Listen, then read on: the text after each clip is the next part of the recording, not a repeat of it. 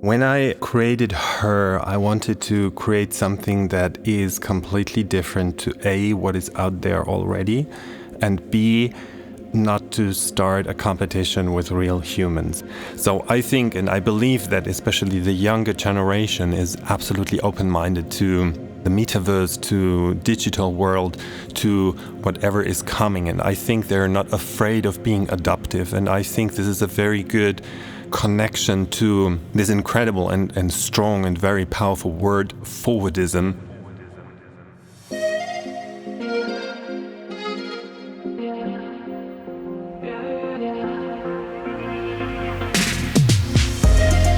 Forwardism.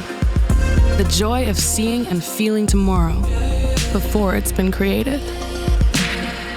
Continually challenging convention. It's a push for certainty of a better experience when we get there. This is Forwardism. Hi everyone, my name's Joerg and this is Forwardism. Welcome to the new audio series by BMW for those who live tomorrow today. I'll be talking to creative minds who are shaping, designing and creating our future. Together, me and my guests will be creating a picture of tomorrow, defining what Forwardism is and what that means to them. So, who are we lucky enough to be talking to today? Today's guests are Noonoouri and her creator, artistic director Joerg Zuber. Noonoouri is an influencer with over 400,000 Instagram followers and her collaborator with some of fashion's biggest brands. But she's more than your typical influencer. Noonoouri is an influencer of the future, a virtual one, created by Joerg, an artist, a visionist, and someone who is always one step ahead in his work, which is just one of the reasons I'm so excited to be chatting to them both today. Hi Noonoouri and hi Joerg. Welcome to Forwardism. How are you both doing? Hey, Yomi, how are you? This is Noonoouri. Thank you so much for having me. I am super excited, I have to let you know, because this is my very first interview ever I gave. And I cannot wait to get all your questions, and I hope I have the proper answers. Thank you, Yomi, also from my side. I'm very happy to be here. It's a great honor, and thank you very much, BMW, for having us here. So cannot wait to get in the chat with you, Yomi. Thank you. Thanks to you both. So I'm interested in sort of getting our audience to have a little bit more about what makes you both tick. Joerg, can you tell our audience one fact about you that they might not know? And Noonoouri, after Joerg's answered, could you please do the same? Yes, so a very important fact for my personality is that I have no patience. This is a very bad attitude in a way. So people who work with me together, they understand and they know that I cannot wait on something, that I always want to have it right now. And patience, so, is not on my side. This is actually a kind of a fun fact, because on the other side, when you work on a digital creation like Noonoouri or other digital things that we do with my regular studio, you have to have patience, and sometimes you need to wait. It's similar like an apple tree. You have from one day to the other day, you plant the tree and you're expecting to have like super big fruits, but it's impossible, of course. So Things have to take time. Yeah, and here I have to step in because I am the opposite in this way. I mean, we have a lot of similarities. Like, he's vegan, he made me vegan. I have a lot of big hearts for children, for animals, for nature. And I am the one who has the patience, because it takes time to set up something like myself, like a digital character. You have to think about everything. And I think this is a big difference between the two of us. And this is kind of a fun fact as well, I think. That's a very fun fact. Noonoouri, it sounds like you often bring out the best in your work. Would you say that's true? I wouldn't say it's the best. I try always to give my best, but sometimes the best, it's something different if people look at something. I think the most important is that you are really look into the mirror in the morning and you do something where you can be proud of, where you maybe can make people think about something. And I think this is the most important thing to do. I think it's not important to be always the best of yourself every day. It comes from time to time, and I think this is the most important thing. Thank you so much, Noonoouri. And I know you said this is your first ever interview, but I mean, you're an expert clearly already. So I'm very much looking forward to the rest of our chat. So obviously, we are thrilled to have you both on our podcast. This is Forwardism. And, you know, in this podcast, we talk about the concept of Forwardism. So I'd like you both in your own words to describe what the term Forwardism means to both of you.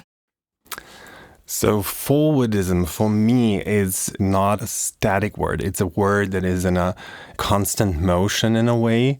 Forwardism means for me so that you have maybe a vision, but this vision will never be fulfilled or finished. Forwardism for me is something that is in a constant evolution. It's like a metamorphosing process. It's something that is maybe started with a kind of pinch, with a kind of flame, and this could be like a big fire in the end, like an inspiring fire, and create something out of that. So it's not something that you say like, okay, I start to paint a picture and in the end the picture is ready and that's it and it's finished. I think Forwardism is something that is in constant evolvement, motion itself, and there is not a real starting point and there is not a real ending. So it's a constant adaptation of life, of people, of what is surrounding us in a way. I would say like Forwardism is something that is absolutely in motion, but also it's something that is very much based on certain kind of values that maybe come from the past, maybe come from the present, or values that are being evolved in the future. So Forwardism is something very strong. It is rooted in one's DNA, and as Joerg said, it is always in a constant motion. I think these both elements, they form Forwardism for me. Staying on the topic of Forwardism, Noonoouri, I would like you to answer this with Joerg actually in mind. This is a podcast about those who are pioneering and shaping tomorrow. So how do you, Noonoouri, think that Joerg encapsulates the idea of Forwardism? When I saw the light of public, which was in February 2018, as you can imagine, at this point, there was not really the space for any kind of digital, virtual creation. It was in the very first beginning. So I think my creator, he already had there this kind of vision of creating something that might be something for the future, that evolves in the future. He set the base, and then the base started to evolve. At this time, we even couldn't think about NFTs, about the metaverse. I think all those kind of things, they started with something, but you don't know, you cannot plan the future. I think it's just like you have to believe in something. You have to hear about your inner voice. You have to think about what is there inside of you, and that could be something that can be transported or that can paint a picture for the future. I think what I do now at the moment is, of course, I have my values. I try to observe a lot people. I try to observe what's going on in the world, and then I try to mix it with my values. I always try to be very true to myself in order to underline my character, my personality, my individuality. I don't try to shape myself. I try to listen, of course. I try to adapt, but I never try to bend into something or press myself into something. I try to be myself, and this is what I combine with this kind of very progressive word, Forwardism, in a way. Amazing answer, Noonoouri. Now, I'm going to just speak to Joerg for a little bit about how you essentially came into existence. Joerg, can you tell me a little bit about how your interest in fashion, sort of where it started, and then how that led you to the creation of Noonoouri? So this goes back to my very first beginnings when I was 5 years old, because I was very much infused and inspired by all those high glossy paper magazines like we all know them, not mentioning a word. So when my mom brought those magazines home, I was so much inspired by that. And I always wanted to enter this kind of world. I always wanted to be part of this world because I saw beautiful pictures, beautiful perfume bottles, worlds that did not exist in my real world. So this was actually the first moment where I got in touch with fashion and where I got my inspiration from fashion. And this time I started also like to redraw the fashion that I saw, like from Karl Lagerfeld, from Chanel, from Gianni Versace, Thierry Mugler. These were all like very inspiring people for me. And then I started to draw fashion and I started to change them a bit in a different direction like they did. So I was inventing different kind of clothes for my mom and all these kind of things. But as you can imagine, like as a 5-year-old boy, there are not a lot of people who are listening to this boy. So I was thinking about it would be amazing to have like a best friend that I could talk to. That friend would be older than me, more beautiful than me, more powerful than me, and also more famous than me. So when I was 5 years, I painted already the picture of Noonoouri. At this time, not a digital creation, but at this time it was for me like a physical doll, like a puppet in a way. And then over the years, when I was a teenager, I had her in my mind. When I was like founding my company in my 20 years, I always had her in my mind in a different kind of way, not as a physical doll anymore, but more as a digital creation. So that led me over the years into this creation. And then I would say 12 years ago, I saw all the influencers and digital revolution about Instagram, about people who were talking about something. And this was actually the point where I thought, okay, now it's the time to bring Noonoouri out in a digital way. But as I knew from my experience, from my work that I did, it takes a lot of time. You have to have a lot of people working on this. And then I started to find an investor and I couldn't find anyone because everyone said, okay, if you want to have like a digital character, like a digital doll, you have to have her more in a sexy way, you know what I mean? So it's not like this little cute doll that I created. And in the end, I brought her out all by myself without any kind of other help. And then she started to become a great success. And I think it's still in the beginning. So we're just ahead to make big jumps. Big jumps indeed. And it's so interesting that you drew Noonoouri so long ago. And then, which was very pioneering to do that as a young child, but then also to sort of have the idea of a digital influencer at a time when influencers were relatively quite new. Do you think that's part of the reason it took a while for people to sort of understand what you were doing, that it was all quite new? I mean, it's always when you come up with something that is new, you have always people who are hesitative in a way, people who are not totally into this. So when I started with her, there were things like, oh, we don't like robots. Robots take away our jobs. Robots, we don't need them. They don't have emotion. They are taking over the humanity. And the more and more people understand what I created with Noonoouri is I wanted to create something where people come together, where people work together on something.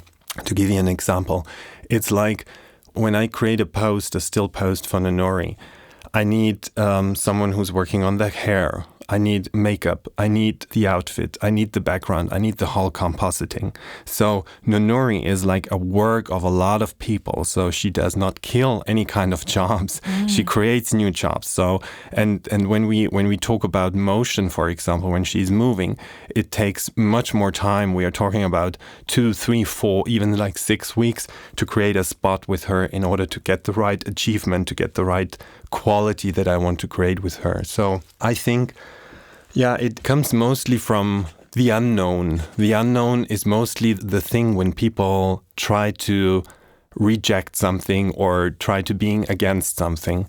And with Noonoouri, I always tried to make it in a different way. I always tried to embrace those who were against us. And in 9 out of 10 cases, it really turned haters into followers. very, very interesting way of looking at that kind of conversation between, the digital space and robots taking away jobs, and you actually speaking about the benefits that they can create in terms of job creation. Fascinating stuff, and we'll be coming back to that later. But in the meantime, I wanted to ask, because Noonoouri spoke about it so eloquently, about her values and her love for animals and her veganism, what was particularly important to you when creating Noonoouri in terms of her persona and identity? What did you want her to stand for? And also, I'm going to make it a two-part question. You spoke about not wanting to necessarily sexualize her in the way that some other investors or people that were interested in the concept wanted you to. Why was that important for you?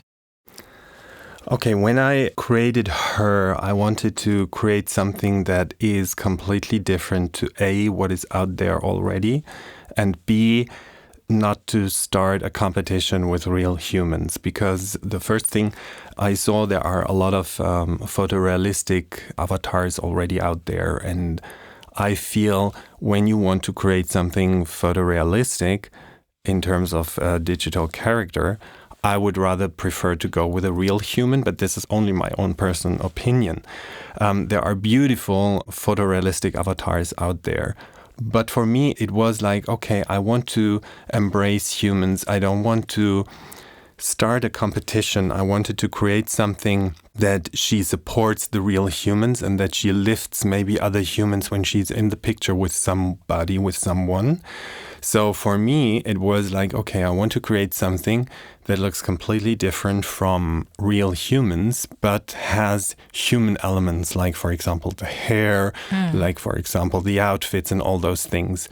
And the second part of the vision of her creation was like, I wanted to create something cute because, and this is also the regulation for being not too sexual, being not too offensive, being not too provocative in a way. So I wanted to create something that has this cuteness. And therefore I created her with big eyes and also this kind of smaller pieces, like a small Gucci handbag, a small Nike shoe. So whenever we go into a shop, for example, we see the regular sizes of something and then we see the ones for the kids and for the babies. And we always say, wow, this is so cute. And I wanted to create this cuteness. And she always should be in the second row. So for example, when I bring her together with big names like Gigi Hadid or Naomi Campbell or you name it, she looks always different. She's not so beautiful like Gigi, not so beautiful like Naomi because she has a bigger head, she has bigger eyes, the proportions are not right. But you see something, I mean, like when you slide through the feed, you instantly see her, and if you like it or not, you just stay for a second and see like, okay, there's something wrong with the picture. And this is actually the main focus, and this is also the main reason why I did her, it's attention. She really gives attention. Like her or don't like her, but she gets the attention instantly. And this is one of the main reasons I made her.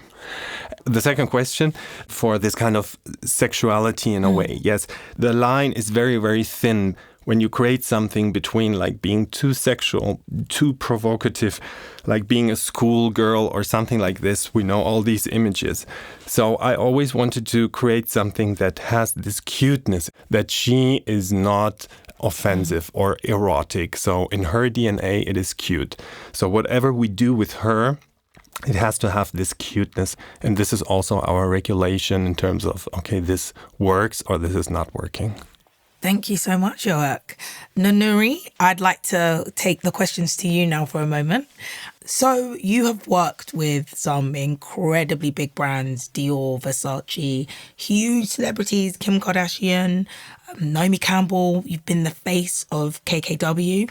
Can you tell us a little bit about how these collaborations work? Because it obviously would be quite different for you as a virtual influencer versus a quote-unquote real influencer or human influencer, so to speak. Thank you very much. Yes, you named all of them. Thank you. But I feel very small when I work with them, to be honest. It's like I take myself out of this kind of huge world and I think I'm just a little light in all of these kind of things and what I contribute into the post, into this collaboration. and bring this little light in terms of making something great to shine. So actually, I never see myself as a famous and great and wonderful person. I try to stay always very grounded and very simple, and I try to listen to all those stars and celebrities and beautiful brands and what do they want to communicate, and then I try to soak up what they brief me, and I mix and blend them with my ideas, with my tonalities, with my corporate values. And then I try to come up with a concept, and I try to come up with something that is embracing the audience, showing the audience the brand, the celebrity, the product in a different way, like they haven't seen it before. This is actually my main focus, my main duty. I want to invite people to see the world with different eyes. And having worked with so many incredible brands and people, do you have anybody on your wish list that you'd like to work with next? That's a very sweet question. I believe in not telling about a lot of secrets, but I love Beyonce, I love Rihanna, and maybe they listen to this podcast and maybe they would love to do something with me together. I'm crossing my fingers for you, Noonoouri. That would be amazing. I'd love to see that. So you had your first live performance last year at the About You Awards in 2021. How different was that in terms of preparation compared to your virtual posts? Did you see it, my dear? I haven't seen it yet. I haven't been lucky enough to see it, but I'm rushing to right after this podcast. Absolutely, you have to watch it. It was amazing. I was super nervous because the whole production was completely different to what we usually do. I mean, we had to really set up everything in advance. We had to really think about how to communicate what is Bill talking about. And by the way, Bill Kaulitz, he's such a smart, such a professional person, a really adorable character. And I was very nervous because I saw, of course, all his performances he did at Tokyo Hotel and when he was like on stage and also now on stage. So I tried to really soak up what he would love to know about me, how he would communicate, and how can we be together and work together and glow together in one moment. The preparation was quite intense.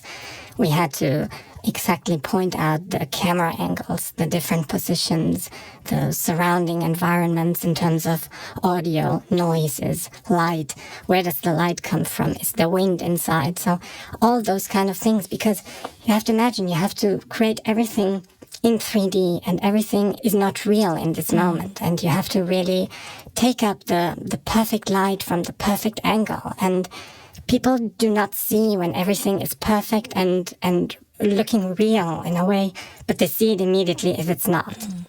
And so for us, it's very important to observe the situation. So everything what we do is like observing the situation, like being kind of an investigator of the situation, different kind of camera angles, different kind of lenses. So all these comes together and makes it glow. I was really looking forward to watching it, but now I am absolutely desperate to.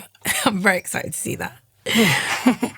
And we had a wonderful outfit, and without using words, Bill and I, we were really like in like a unity, because I was talking to my very good friend Donatella Versace, and she was preparing a wonderful dress for me, a golden dress.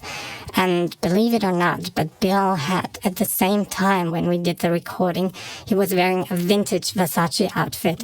And it was such a perfect dress. And he was wearing black and gold, and I was in gold. So it was just a great moment. Perfect synergy. Thank you so much, Noonoouri. I do have another question for you before we go back to your creator, Joerg. So it might sound like an obvious question, but aside from the obvious differences between virtual and human influencers, what would you say is a big difference between being a virtual and real influencer? One of the biggest is definitely in digital, everything is possible. I mean, you can put me on one day to planet Mars. On the next day, you can take me underwater. I can be at a store opening in Hong Kong at the same time, like a fashion show in New York. Right. So I am absolutely, without zero gravity, zero time, zero location. So this, I would say, is one of the most important and incredible advantages of being a virtual character. One of the less good things is that everything takes a lot of time with digital. You have to think, as I said, like you have to think about wind, you have to think about hair, how is the dress reacting, how is the fabric reflecting the light or affected by the wind. So everything has to be pre-prepared in a very specific and profound way. I would say these are the two big differences, but it's a lot of fun working with digital characters, I can tell you. And it's a lot of fun talking to digital characters too. I'm just going to take it back to Joerg for a second. Speaking with you both, it's clear that you are very distinct individuals. Noonoouri certainly has her own persona and personality despite being your creation. And you said that was something that was important to you, that she had her own persona. So how did you ensure that she remained an independent character? And what parts of your own character are in Noonoouri? Because you've said that she's very patient and you're not, but what is in her rather that comes from you? I definitely would say there are a lot of similarities between the two of us. Her character is definitely described as curious. I mean, she's curious, I am curious. We both go to a classical concert, but we also go to a pop concert. We love art house movies, but we also like to have like a blockbuster popcorn movie. I would say like this curiosity is one of her and also mine very important and driving forces in terms of what we are doing. She definitely is quality driven, so am I. So whatever I do it in a very strong way. I mean, if I prepare a meal for friends, I try to have it in a certain kind of quality where I want to have it, as well as with my job.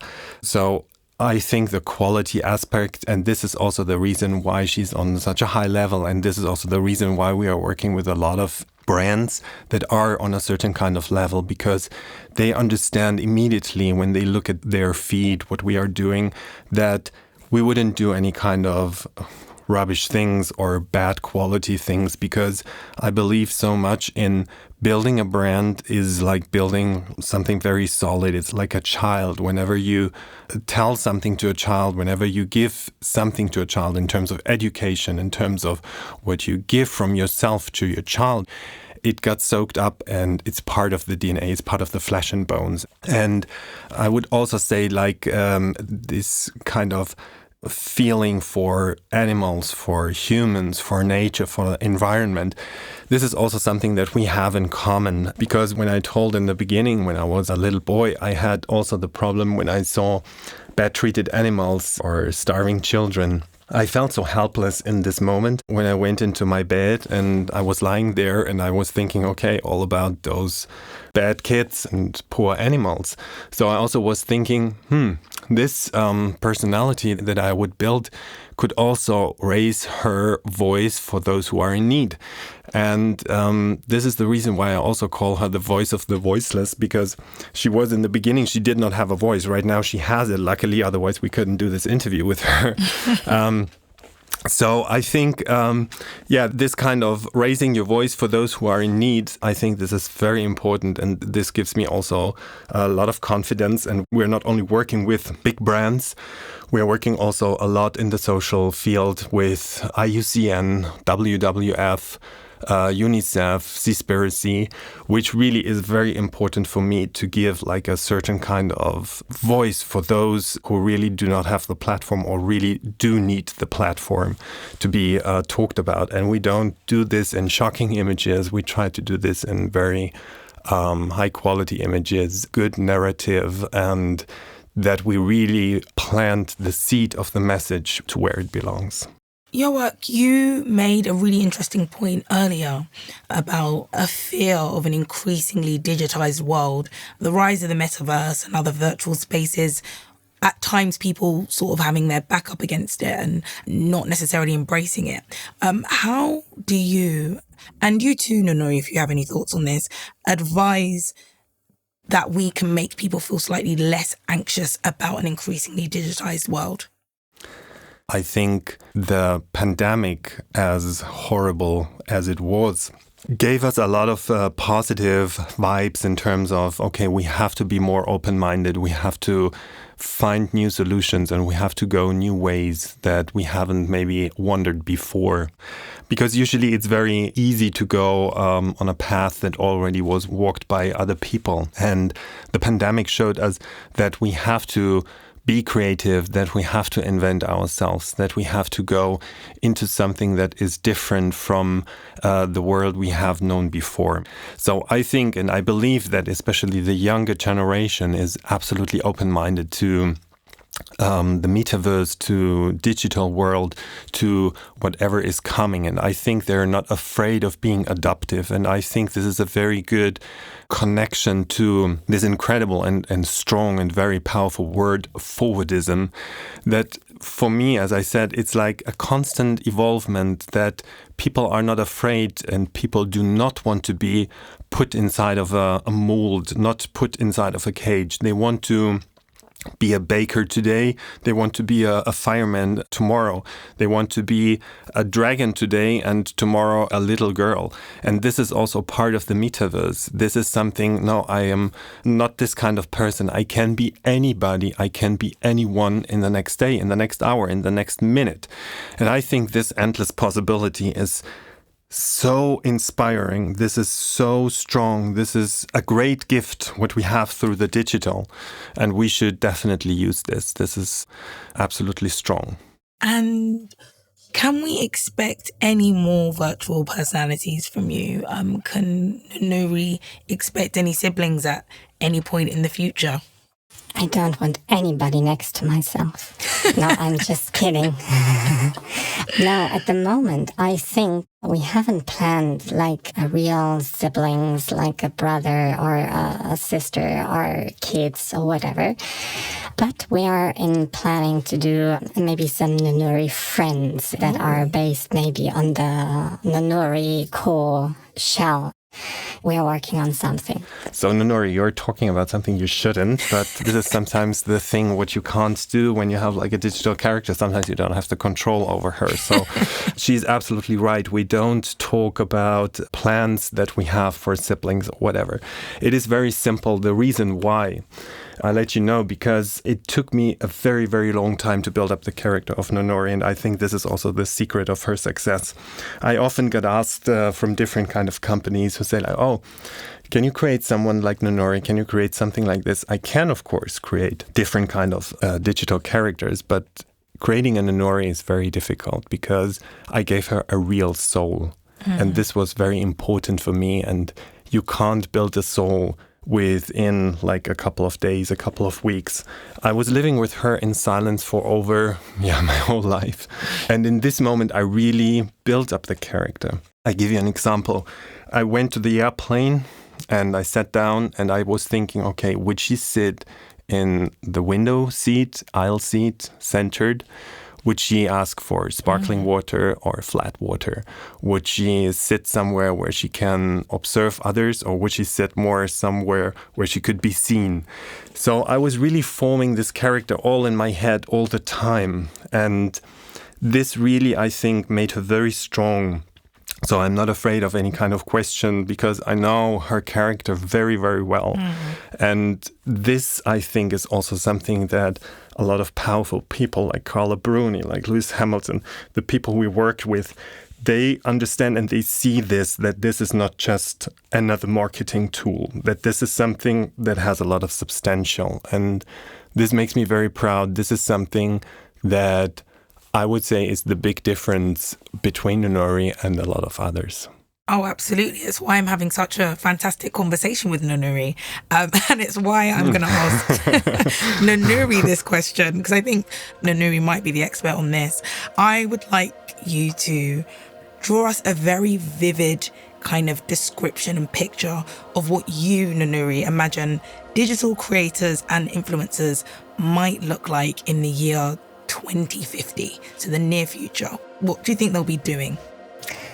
Oh my God, you're asking me to look into the crystal ball. I think it's something in a constant motion. I think it's something that is like water. You can't tame it. I think the future is absolutely bright. I think the future is absolutely based on humans, because I think the metaverse is based on humans. We are those. I just can encourage people, don't be afraid. And I think the most important thing is like having hope in something, having hope in whatever you do, whatever you believe in.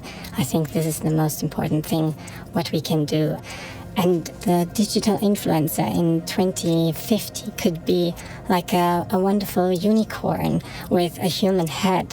But it also can be like a human that is looking like a human. So I think the possibilities are endless, and we shouldn't minimize ourselves to something that we know from the existing world, because there is the metaverse, and the metaverse is like really an endless possibility of different kind of elements, things, visions, creations, and we have to empower people and their visions and their creativity and not be suppressed by budgets, timings, and briefings. Noonoouri, it's been an absolute pleasure, and Joerg, it has also been an absolute pleasure. Thank you both for chatting with me today. I've learned a lot.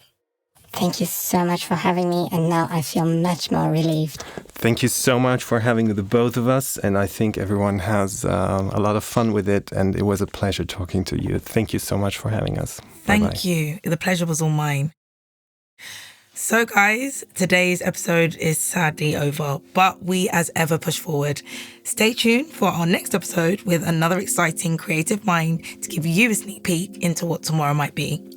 My name's Joerg Zuber and this is Forwardism.